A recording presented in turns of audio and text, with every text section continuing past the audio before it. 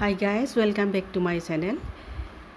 মই তিষ্টা হোম গাৰ্ডেনলৈ আপোনালোকক স্বাগতম জনাইছোঁ। আজি মোৰ ভিডিঅ' টপিক হৈছে ড্ৰচেনা প্লান্ট। সাইণ্টিফিক নেম হৈছে dracaena surculosa. Very easy to grow', easy to maintain. Family হৈছে এস্পাৰাগাছ।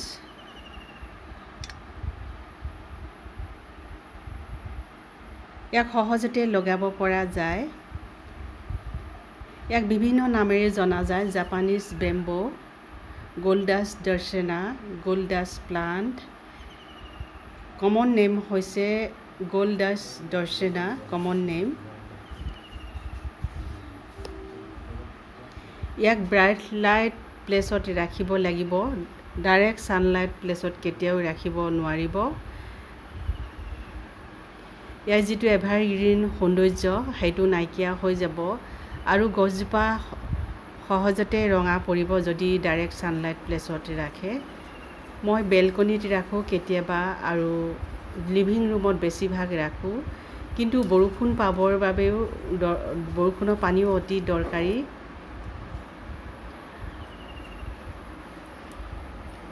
ড্ৰচেনা সাকুলোসা প্লান্ট এক গৰ্জিয়াছ প্লান্ট হয়। খুব সুন্দৰ এই গছজোপা দেখিবলৈ। ইয়াৰ পাততে ইয়াৰ সৌন্দৰ্য আছে। ই ফুলে নে নুফুলে মই নাজানো ভালদৰে কথাটো, কিন্তু ইয়াৰ পাততে ইয়াৰ সৌন্দৰ্য আছে। মোৰ ওচৰত থকা ৩-৪ বছৰে হ'ল, কিন্তু আজিলৈকে ফুল ফুলা দেখা নাই। ইয়াক 12-14 ইঞ্চ পটত লগাই দিলে সহজতে গছজোপা সোনকালে বাঢ়ি যোৱা দেখা যায়। ইয়াৰ সৰু সৰু তলৰ ডালবিলাক মই কাটি ৰাখিছোঁ। পটটো যাতে ইফালৰ পৰা সিফালে দাঙি থাকিবলৈ সহজ হয়, সেইবাবে মই ইয়াত মাটি অলপ কম্প'ষ্ট খালী স্পেচ ৰাখিছোঁ।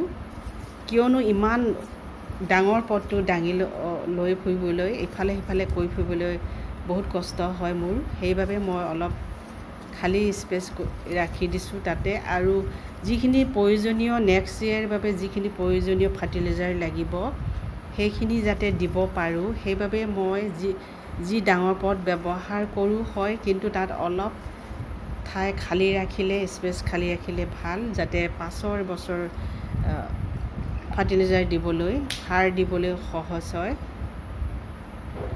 এনেদৰে পানী দি ৰাখিব লাগিব। পানীবোৰ 3-4 দিনৰ মূৰে মূৰে সলনি কৰিব লাগিব।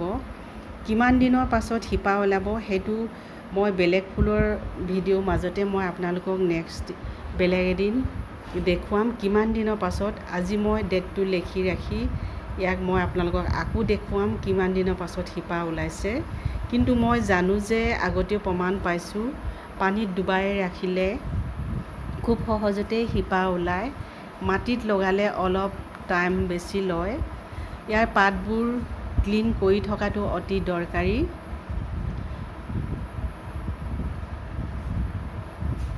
কেৱল চাফা পানীয়ে এখন কাপোৰ লৈ এনেদৰে মোহাৰি চাফা কৰি থাকিব লাগিব, কিয়নো ৰাস্তাৰ কাষৰ ঘৰবিলাক সহজতে ধূলি জাম হোৱা দেখা যায়।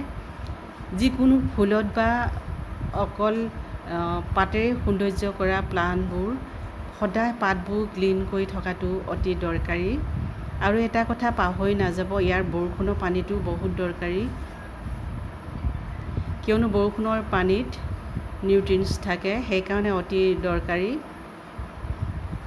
ইয়াৰ যাতে ই পাবলগীয়া সাৰখিনি, ভিটামিনখিনি যাতে পাই থাকে, সেই কথাটো লক্ষ্য ৰাখিব। ইয়াক সহজতে লগাব পাৰিব। হাউচ প্লান্ট হয়।